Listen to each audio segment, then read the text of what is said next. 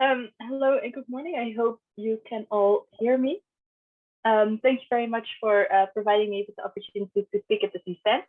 I am Lisa Poot, and I am a project manager at Bad News Company, which is a subsidiary of DROG. And I will be talking today about serious games against disinformation.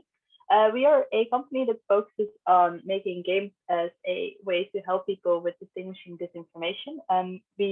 And I will go into this in this presentation. So the main theory that we use in our games is the inoculation theory, which is vaccinating against disinformation.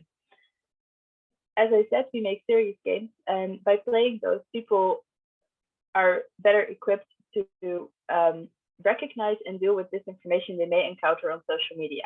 This is based on the inoculation theory, which is a theory that originated in the 1960s in psychology, that states that mental vaccinations work in the same way as physical vaccinations do, which is a very hot topic right now, of course. And the idea is that by giving people weakened doses of disinformation in this game, they are later better able to recognize it when they encounter it in real life.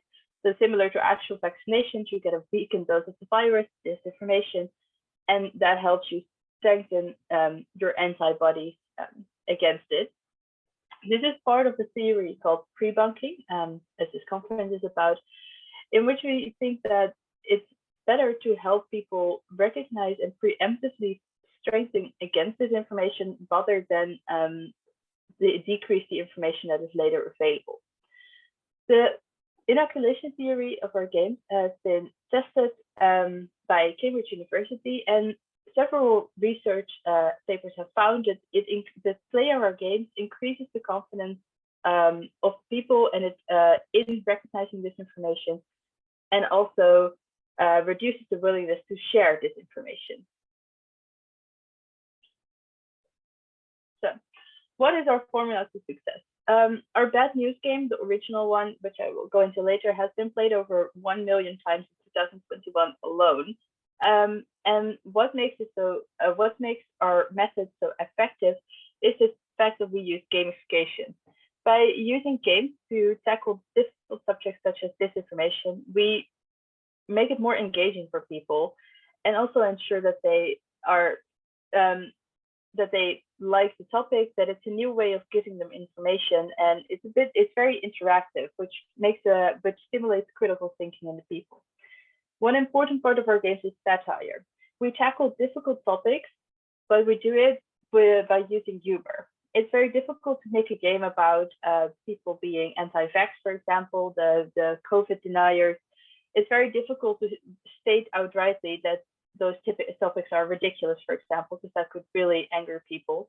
So instead, we choose a topic that's very similar, but so ridiculous that people know what it refers to, but will not ever be directly attacked because there's no case to be made for it.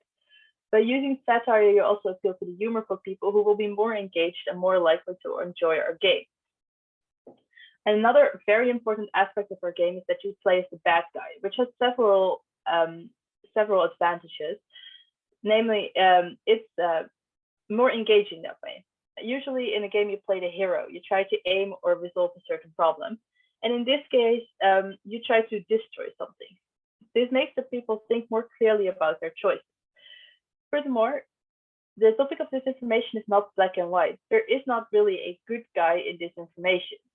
It's a very gray area, and it's hard to play someone who is morally good on this side. You could play a fact checker, of course, but a game in which you just check certain facts would not be very interesting.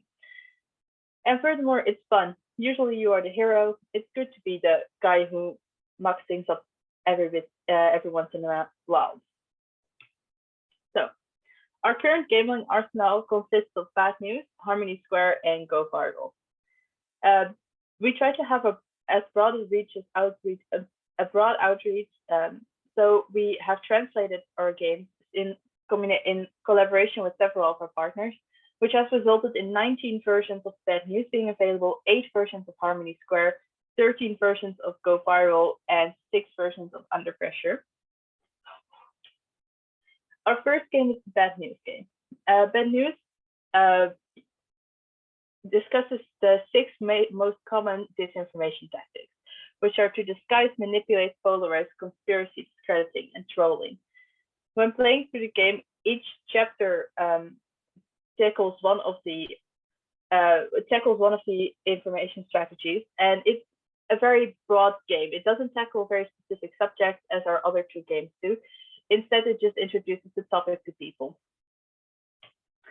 Then we have Harmony Square, which was made in collaboration with the American government, which is aimed at political disinformation. In this game, you try to attack the town of Harmony Square and use political strategies. So you are actively trying to destroy a political campaign of someone in a democracy, which shows how easy it is to polarize people, pit them against each other, and disrupt elections, which is a very hot topic currently, especially since, well, you all know the case of the 2016 American elections, for example. So Harmony Square aims at a political background. And then we have Go Viral, which is aimed at the COVID misinformation, which is also, well, it's been discussed extensively already in Meeting Only. It's a hot topic nowadays. And you discuss certain conspiracy theories. It only takes you 5 minutes, and it just kind of, it helps you recognize several important COVID misinformation strategies, and helps you deal with them later. So the last thing, and part of the workshop that I will now be discussing, is Under Pressure.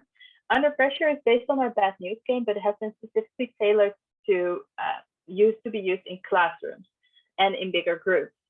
This means that it's more interactive. It also challenges more critical thinking of the participants and players. And what I would suggest we do now is we play through at least the first 1 or 2 chapters, depending on how much time we have.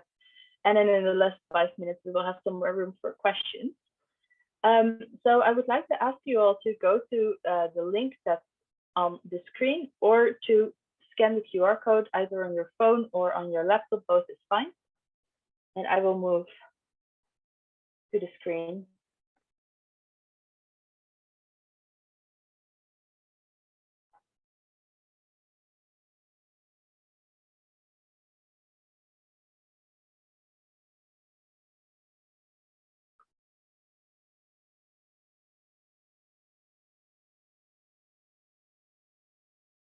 So as I said, this has been tailored specifically for classrooms. Now that we are in COVID, it's obviously more difficult to go to schools and do this physically. So we have adapted this program to be done online as well. But keep in mind that it has been created originally to be played in teams of 2, which also means that you can discuss with a partner how to make the best decisions, how to get the highest score. And by discussing that, you already open up the conversation about disinformation. I will wait for 1 or 2 minutes to give everybody the chance to visit the link. Let me know if you want me to pull up the QR code again.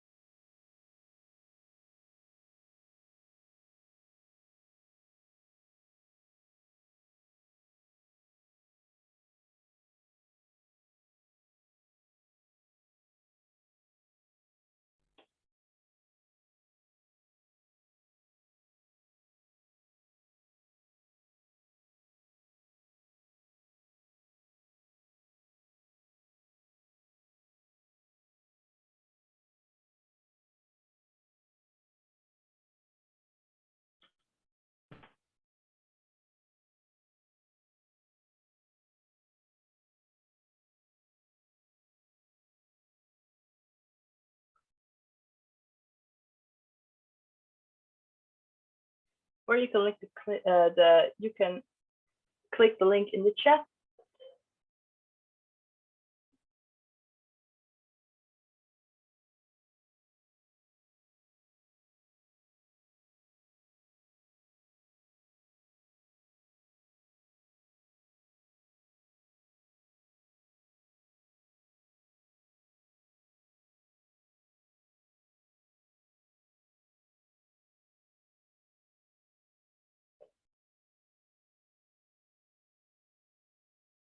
All right, I hope everybody had enough time to join, and I will start the game now.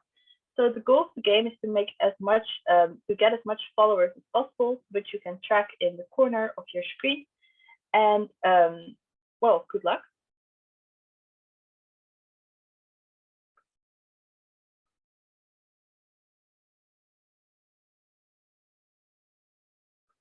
And if there are any questions in the chat, please let me know.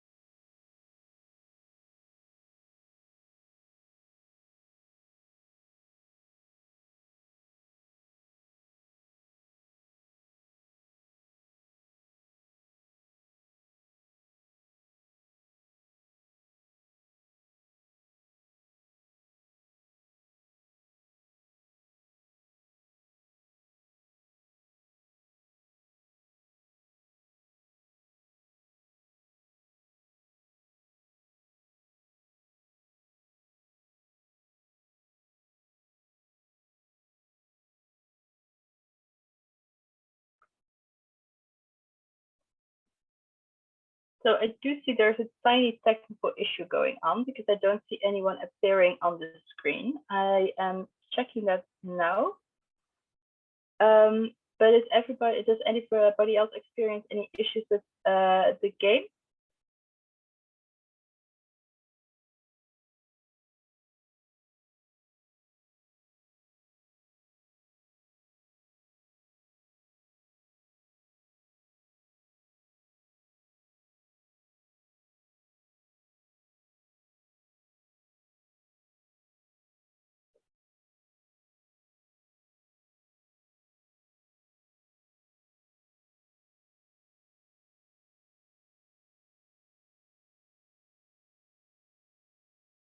That's good to hear. Then it's probably the main screen. I'm getting some comments in the chat that the game is working for them. So I'm happy to hear that it's working. I'm not sure why the main screen is currently not working for me. As I said, this has been meant for to do for in classrooms in physical form, so maybe it's just a bit confused because it's being done online. I will just try to go through it without the use of my main screen then. Because the interactive part of this would be that on the main screen, you could see the counter of everybody's followers go up, which also means that in the you can see a real life battle going on the screen. You can quite clearly see who is doing very well at gathering followers, who is doing not so hot. The interactive element is currently missing, but we will try to do that as best as possible.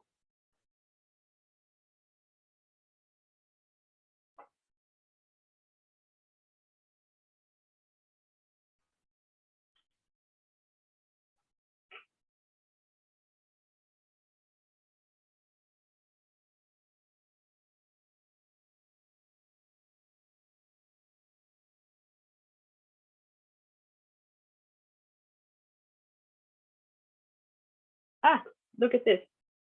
I hope you also saw what I saw and that I didn't just explain for nothing. But as you can see on my screen right now, the people who are playing, the team names have appeared, including their scores. So this is the interactive element that is so important in Under Pressure. Because you can really see, well, like the amount of teams that we have and what their score is. So you can see that, for example, Frida Nelson is now in place 9, but that can all change in just a minute with the independents because that's following really close. But Could also be that the independent cassette will make an appearance later.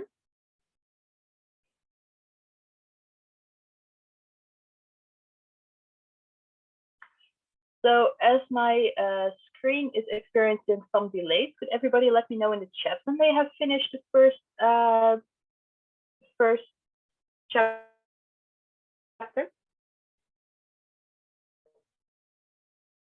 I think there's some internet, and if the majority is finished, I can just end the level.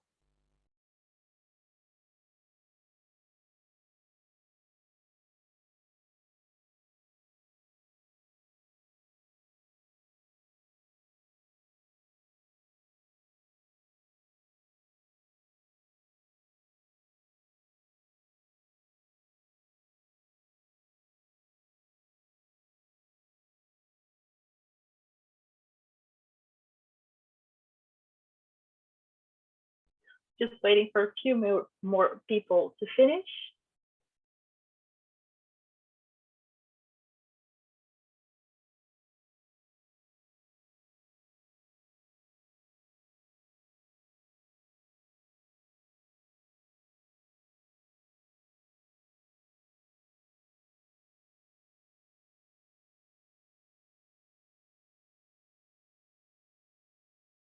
I will give it about 2 more minutes, and then we can go to the discussion.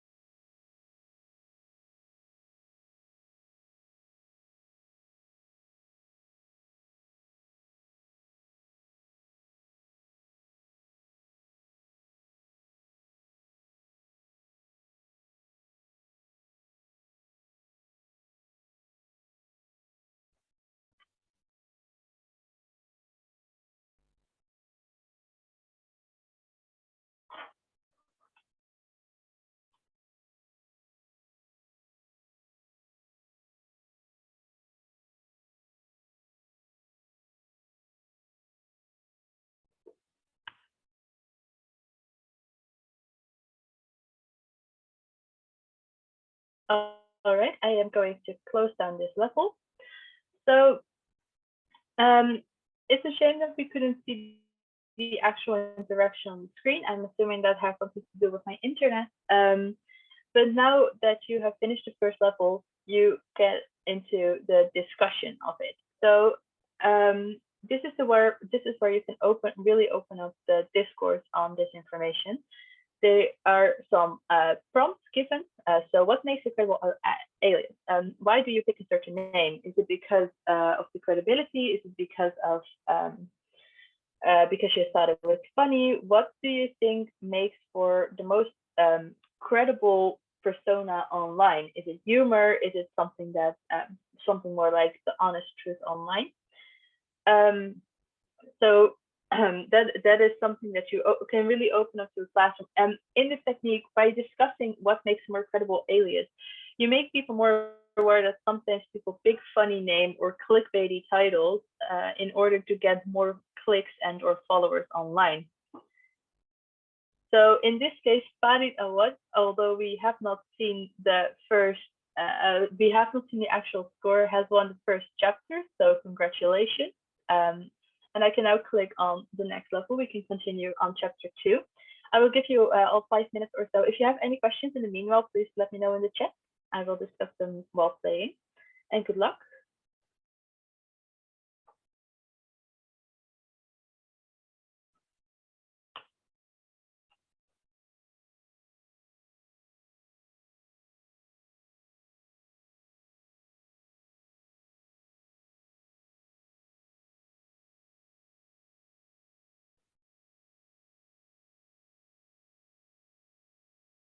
So we see some people jumping around on the screen, which means that people are coming for Paris.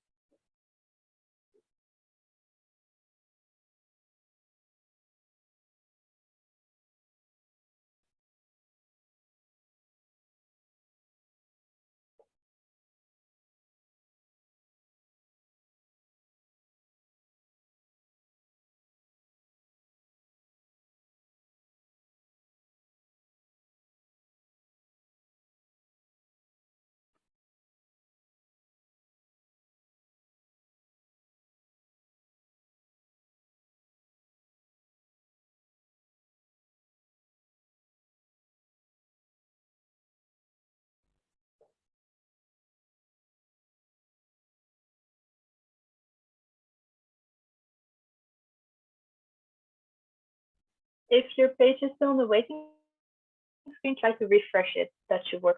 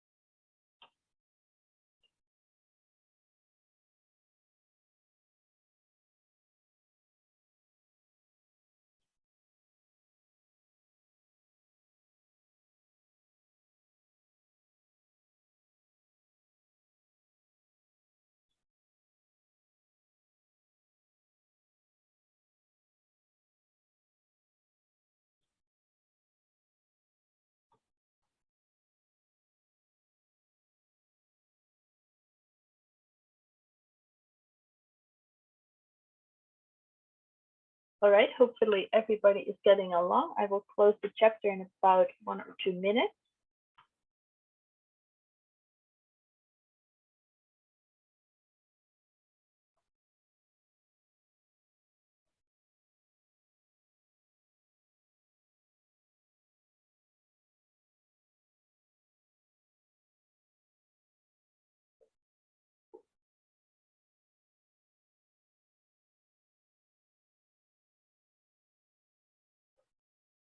And I'm going to close down the level, no worries if you didn't finish it. So spreading the message is key. And Farid Awad is still in the lead with the followers. So in this chapter, you start attacking climate change. This is, of course, also a very serious topic. And it also, but as you saw, we make kind of a joke out of it. Not in a, this is not a serious thing, but we attack it in such a way that it's so ridiculous that we don't accidentally make people think that climate change is not a real thing. This is the satire that I mentioned earlier. By creating such extensive ideas to attack climate change, you don't accidentally give them an actual conspiracy theory that they might start believing. I will now start the next level. So let's see if someone can beat Farid Awad in the scores. So if Farid Awad could let me know who they are, we can give it a little shout out. because they're doing amazing.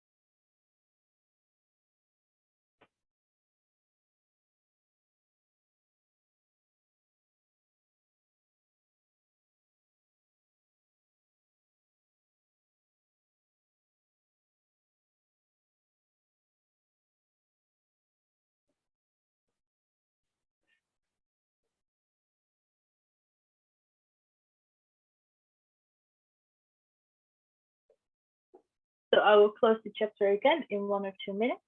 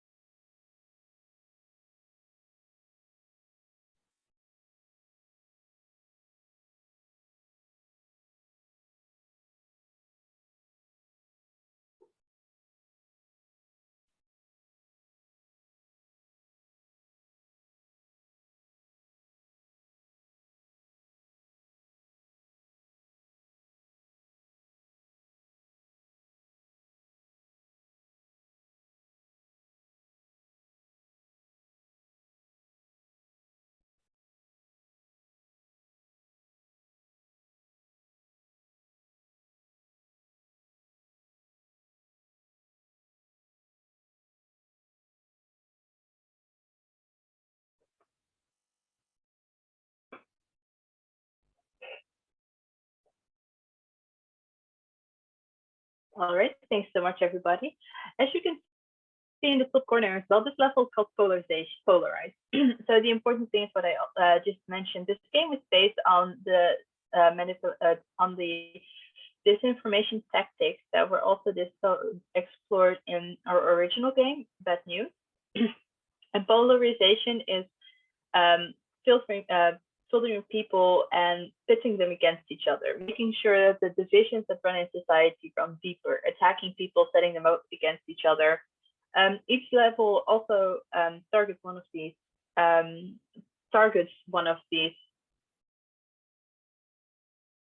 So the chat prompts here, how would you name the strategy that you've used in this part of the game? Sorry, I just discussed that. But it's important, once again, this shows the critical thinking that is necessary to play correctly through this game. Because by thinking of what you are doing, it really deepens the connection that you have. So what are the effects of this? What does the what kind of impact does polarization have on individuals and communities? This is a great way to open up the discussion about how you can see polarization within your own family, for which COVID or community.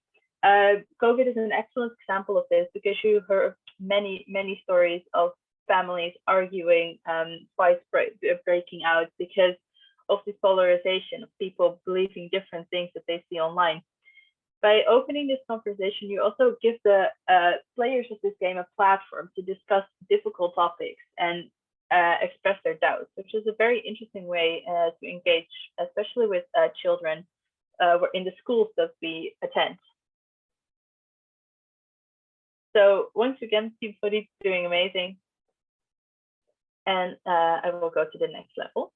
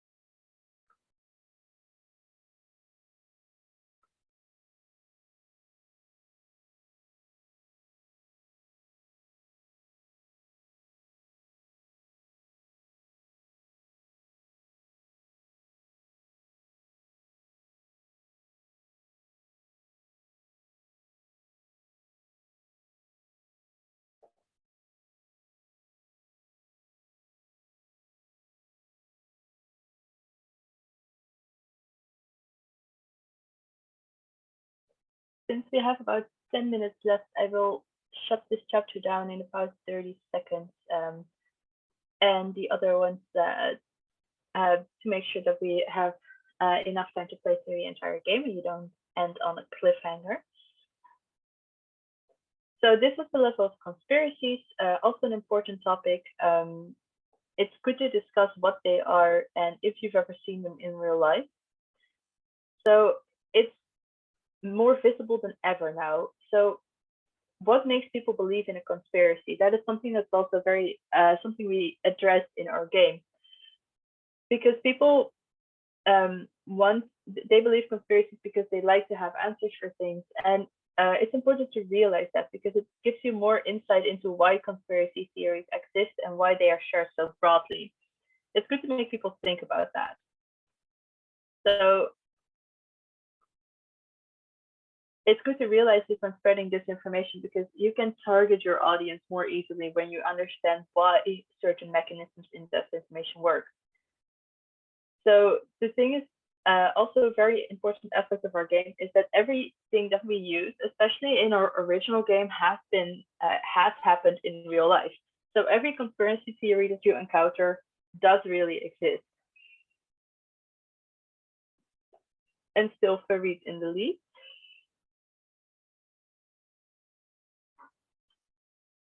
And I've started the second to last level. I will give you about 4 minutes so we can finish the entire game. If you have any questions in the meantime, please let me know in the chat. I'll be happy to answer them.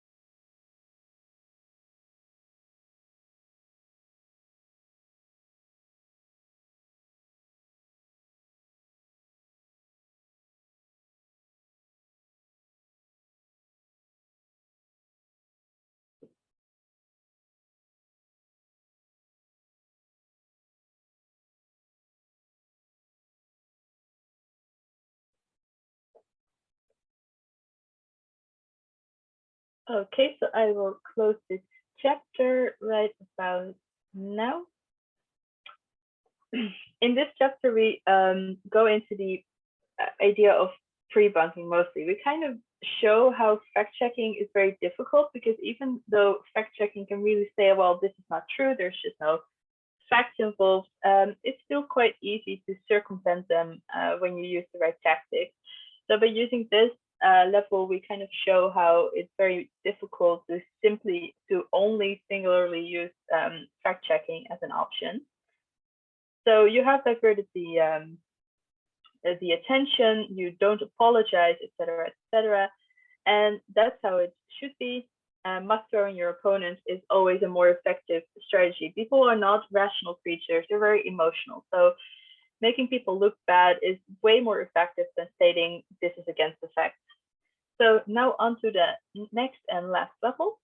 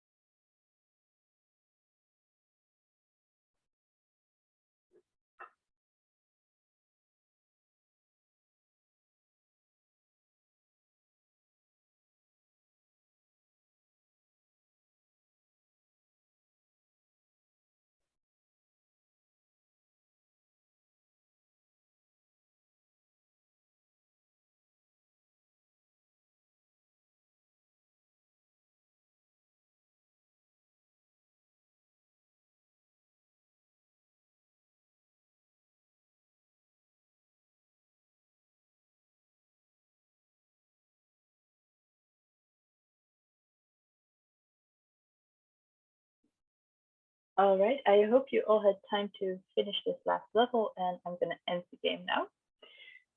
So I want to thank you all for playing. I hope I have given you a good idea of why gamification and this interactive approach to our games and disinformation is so successful. And if there's any more questions, please post them in the chat. I will stick around, or you can have some time to ask them now. So once again, everything that happens in this game did happen in real life. The last chapter is a reference to the MH17 crash, for example. And that makes it a bit harrowing, of course, to see that what you see as fun in games can have such real consequences in real life. I want to thank you very much for playing. I'm sorry for the technical difficulties that we could not see the actual interaction on the screen. And I would now like to give the floor to Lucas Andriukaitis, who will discuss hands-on tools from the DFR to make participants better at counter information.